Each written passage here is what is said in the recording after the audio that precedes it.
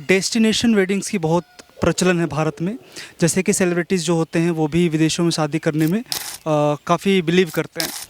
तो इसी पर अंकुश लगाते हुए नरेंद्र मोदी ने मन की बात में, जो उनका प्रोग्राम आता है मन की बात, उसमें उन्होंने ये कहा है, वेड इन इंडिया का इनिशिएटिव लिया है, जिसमें वो ये कह रहे हैं कि ये जो फिजूल खर्ची है, ये जो फॉरेन एक्सचेंज है अननेसेसरी, इस पे अंकुश लगना चाहिए।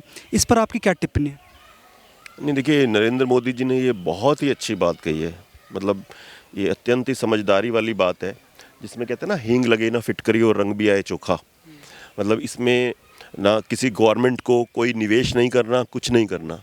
उल्टा क्या करना है कि केवल जो एक मनी फ्लो है, जो अपने घर से बाहर जा रहा है और जिसका कोई ज़्यादा खास रेलिवेंस नहीं है, औचित्य नहीं है, उसको जो है वो जस्ट सिंपली एक सेंटेंसेस बोल के देशवासियों को उस विचारों से अवगत करके उस चीज़ को रोकने की कोशिश कर रहे हैं कि जो खर्चा आपने वहाँ करना है उसको आप अपने देश में करिए। मैं भी ऑस्ट्रेलिया रह के आया, सिंगापुर रह के आया, तो उन देशों में ना लाइफ नहीं है, प्राण नहीं है कहना चाहिए, कि आप जब वेड इन इंडिया करेंगे या टूरिज्म इन इंडिया को प्रेफरेंस देंगे तो आप देश का तो भला करेंगे, इकोनॉमी का तो भला करेंगे, साथ में आपको भी अच्छा लगेगा। When it is wed in India, it means you are giving employment to so many persons in India instead of the so many persons in another country, जिसका कि अदरवाइज हमसे कोई लेना देना नहीं है।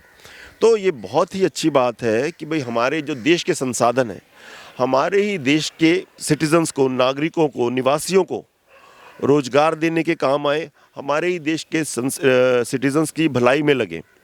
तो इसमें बहुत ही अच्छी बात है। तो ये बहुत ही सुंदर बात है और इस प्रकार से किया ही जाना चाहिए। अपने यहाँ की किसी डेस्टिनेशन वेडिंग में मैरिज करना चाहिए। उससे क्या है, यहाँ के ही लोगों को रोज़गार मिलेगा, यहाँ की इकोनॉमी ही बूस्ट होगी। तो इट्स वेरी गुड। माननीय प्रधानमंत्री नरेंद्र मोदी जी ने अपने मन की बात प्रोग्राम में उन्होंने कहा कि ये अननेसेसरी जो है फॉरेन एक्सचेंज है, इस पे अंकुश लगना चाहिए। वेड इन इंडिया जैसे प्रोग्राम की शुरुआत की, just like make in India जैसे प्रोग्राम की शुरुआत करी थी नरेंद्र मोदी ने, जो कि काफ़ी सक्सेसफुल रहा। उसी को प्रमोट करते हुए अनंत अंबानी और राधिका मर्चेंट की शादी जामनगर में, प्री वेडिंग की जो सेलिब्रेशन चल रही है वो जामनगर में चल रही है। तो ऐसे ऐसे भी लोग होते हैं हमारे भारत में जो अपने कल्चर को इतने बड़े लेवल पे प्रमोट करते हैं।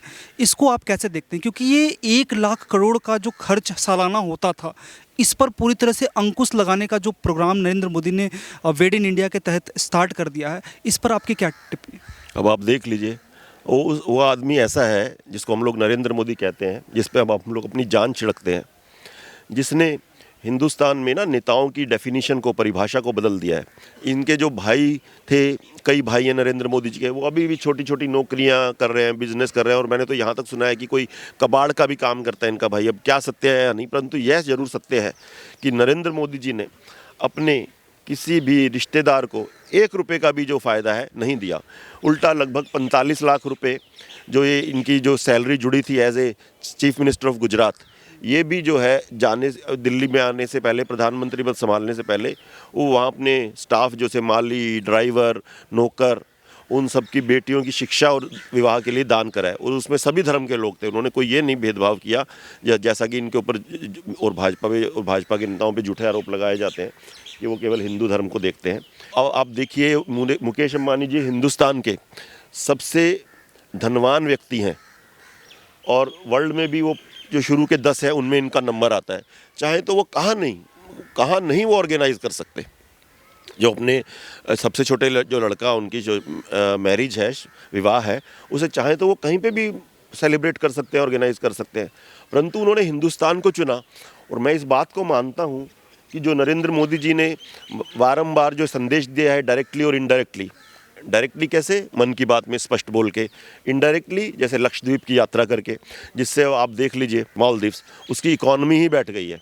क्योंकि चाइना जितना मर्जी कहता रहे अपनी जनता को कि भाई आप मालदीव जाओ टूरिज्म करने, ऐसे थोड़े ना होता है। टूरिज्म कोई ऐसी चीज़ होती है जो किसी के कहने से की जाए, वो तो दिल से की जाती है।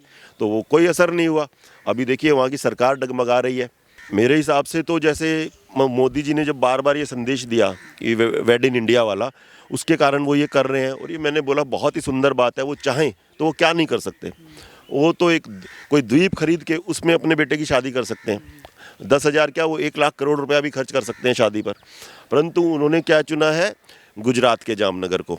ठीक है ना, तो ये बहुत ही खूबसूरत बात है, मैंने आपको पहले ही बोला। जी, बहुत बहुत धन्यवाद। आज के लिए बस इतना ही। मेरा नाम आशीष भारद्वाज, कैमरामैन सुमित जी के साथ।